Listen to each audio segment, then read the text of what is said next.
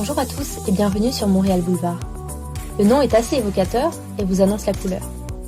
Je suis Aurélia, j'ai 24 ans, je suis architecte et j'habite à Montréal. Dans ce podcast, je souhaite vous partager mon expérience à Montréal depuis 7 mois, mais pas que. Depuis que j'y vis, je ne cesse de découvrir des petites perles qui me font vibrer et que je souhaite vous partager sans plus attendre. Bonjour à tous. Aujourd'hui, je vous propose un épisode un peu spécial. Je vous parle des coulisses du podcast Montréal Boulevard. Vous avez été plusieurs depuis la création du podcast à me poser des questions. Alors, je vais vous éclairer davantage ici. Je vais vous en dire plus sur mon parcours et sur ce qui m'a mené à créer ce média. Mais d'abord, je souhaite vous remercier. Vous êtes de plus en plus nombreux à m'écouter, à me suivre sur les réseaux sociaux. Alors, pour m'encourager, je vous demanderai de partager le podcast autour de vous, de me suivre sur Instagram, Facebook, LinkedIn, si ce n'est pas déjà fait, et à vous abonner sur votre plateforme d'écoute. Ça m'aide beaucoup à faire connaître le podcast et à faire grandir la communauté Montréal Boulevard. Tout d'abord, nous sommes en janvier 2020 et le 1er mars, cela fera 1 an que je suis arrivée à Montréal en possession de mon PVT. PVT, ça veut dire permis vacances-travail. Cela veut dire que l'on a un permis de travail ouvert pendant 2 ans pour les Français. On peut travailler partout au Canada, mais aussi ne pas travailler si l'on souhaite plutôt voyager. On l'obtient par tirage au sort, au petit bonheur la chance. Moi, j'ai eu cette chance en février 2018.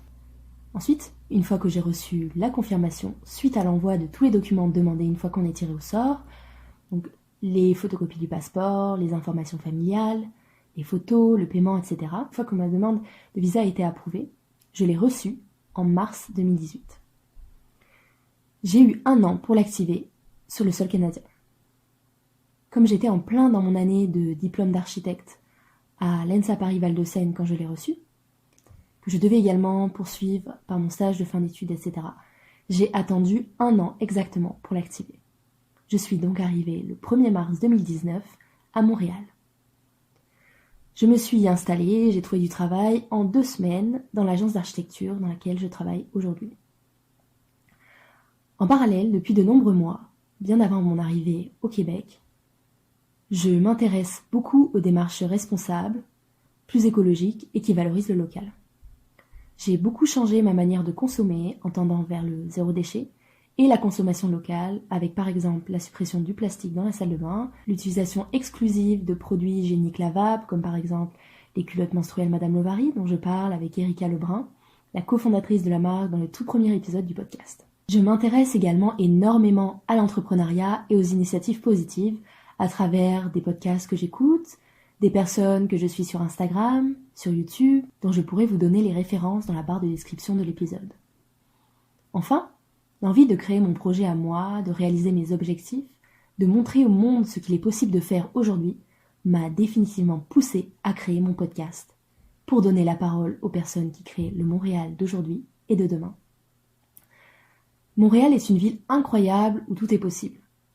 Les gens y sont globalement bienveillants et les initiatives y sont très bienvenues car, on ne va pas se mentir, Montréal c'est une ville en gros développement sur tous les domaines et qui a besoin d'idéateurs, de visions neuves et multiculturelles. Le Canada est un pays jeune, les villes et le développement économique se sont mis en place assez récemment, il y a quelques siècles à peine. L'innovation y a donc toute sa place et on y donne vraiment sa chance pour développer un projet.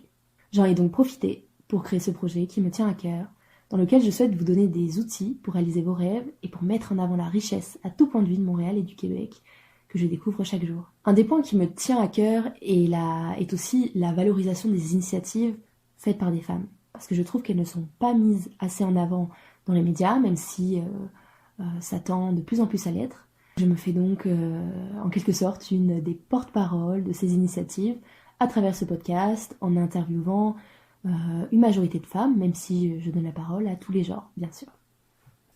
Vous m'avez également demandé comment je fais pour trouver mes invités. D'une part, avant la création du podcast, je m'étais fait une liste de personnes que je souhaitais rencontrer et qui sont très inspirantes pour moi, autant dans leur travail que dans les valeurs qu'elles transmettent. Dès la création du podcast, j'ai donc contacté tout naturellement un certain nombre de ces personnes via leur email, leur LinkedIn ou leur Instagram. À ma grande surprise, la plupart ont répondu de manière positive et toute naturelle. Et je dois vous dire que je ne m'y attendais pas. Voici donc un des exemples qui vous prouve qu'au Québec, on vous donne votre chance, même si vous n'êtes personne en quelque sorte, puisqu'à ce moment-là, je n'avais pas nécessairement d'épisode. D'autre part, au fur et à mesure des interviews, on me recommande d'autres personnes que je pourrais interviewer, qui rentrent dans le thème du podcast, ou bien je découvre d'autres marques en allant à divers événements, etc. Une fois qu'on commence à s'intéresser à tous ces domaines-là, en général, on rencontre, on découvre vite de nouvelles initiatives chaque jour. Certains d'entre vous m'ont demandé si je souhaitais en faire mon travail.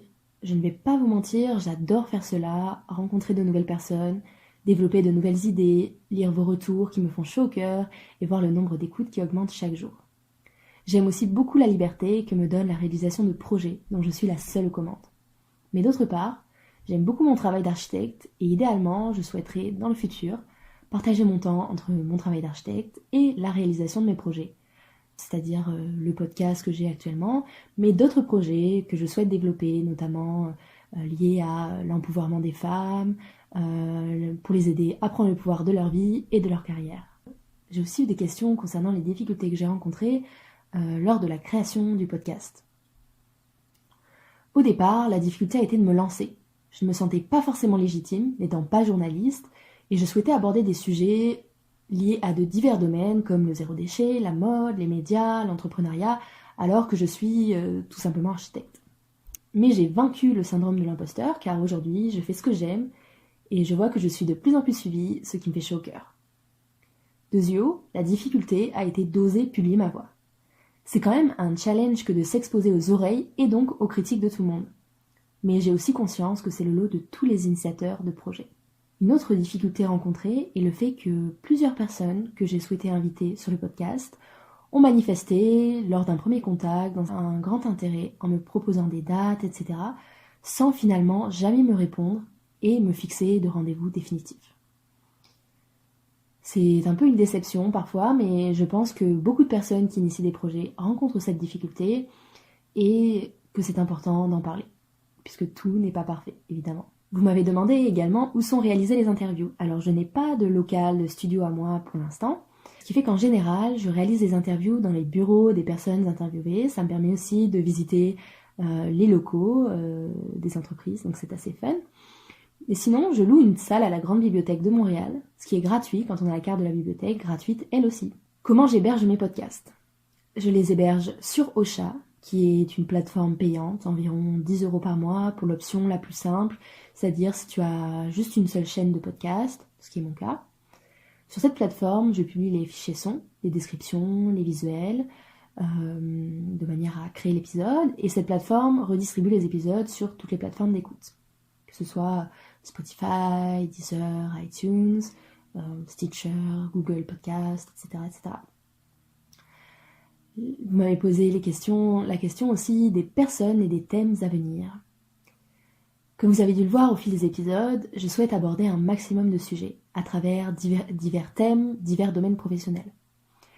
Pour la suite du podcast, je prévois d'avoir davantage de personnes expatriées, comme Lorraine Rochat, une Française qui vit depuis plusieurs années à Montréal et qui est la fondatrice de l'épicerie en ligne Zéro Déchet Boko Boko, que j'ai interviewée dans l'épisode 6, que je vous invite dès à présent à aller écouter si ce n'est pas déjà le cas.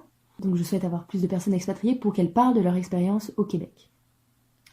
Je souhaite également avoir plus de personnes dans le domaine de l'architecture et du design, puisque c'est mon domaine et que je pense que ces personnes-là participent grandement à la création du Montréal d'aujourd'hui et de demain et au développement économique, mais également esthétique du Montréal de demain. Je souhaite avoir davantage de journalistes, car à mes yeux, ils contribuent très fortement à l'image du Montréal d'aujourd'hui et de demain, mais aussi des personnes qui travaillent dans l'industrie de la mode, orientées vers l'aspect local et responsable. D'ailleurs, si vous avez des suggestions, n'hésitez pas à m'en parler, je suis ouverte à vos propositions. En ce qui concerne les projets à venir, évidemment, je souhaite continuer à développer le podcast, faire découvrir davantage de personnes inspirantes, passionnées et passionnantes. Je souhaite créer une communauté et donc un mouvement qui encourage les initiatives positives à Montréal et au Québec. J'aimerais, pourquoi pas, faire des partenariats avec des organismes ou des entreprises, avec d'autres formes d'interviews, d'épisodes un peu spéciaux, pour mettre en valeur leurs initiatives. En fait, je souhaite créer un média plus large avec d'autres formats d'information pour toucher un public plus large qui n'écouterait pas nécessairement des podcasts. Dans le futur, idéalement, j'aimerais également faire des interventions dans des événements, des conférences, etc. pour informer des personnes sur les initiatives positives, la création de projets, transmettre les conseils que j'ai pu apprendre grâce à ma rencontre avec mes invités, mais également aux projets que j'initie, etc. Mon but, évidemment, dans ce podcast, c'est de vous montrer que vous aussi, vous pouvez réaliser vos projets, vous donner divers outils à travers mon expérience et celle de mes invités, et vous donner envie de venir au Québec, si ce n'est pas déjà le cas. Vous m'avez demandé également de parler de la vie au Québec. Je pense que c'est un thème assez large et que cela fera l'objet d'un autre épisode. Et vous m'avez demandé également de parler des voyages, de ce qui est possible de faire au Québec. Ce sera aussi l'objet d'un autre épisode puisqu'il y a beaucoup de choses à dire. J'espère que cet épisode vous éclaire un petit peu sur les coulisses du podcast, vous donnera encore plus envie de réaliser vos projets et d'écouter les épisodes à venir. Tenez-vous au courant puisque je vais avoir plein de super invités à partir de fin janvier. J'espère que tout cela vous plaît. N'hésitez pas à me le faire savoir en commentaire ou en message privé. Voilà, à bientôt. Vous pouvez me retrouver sur Instagram, Montréal Boulevard, sur Facebook, mais aussi sur toutes les plateformes d'écoute. Si le podcast vous plaît, n'hésitez pas à laisser un petit commentaire sur votre plateforme d'écoute préférée et un 5 étoiles sur Apple Podcast. À bientôt sur Montréal Boulevard.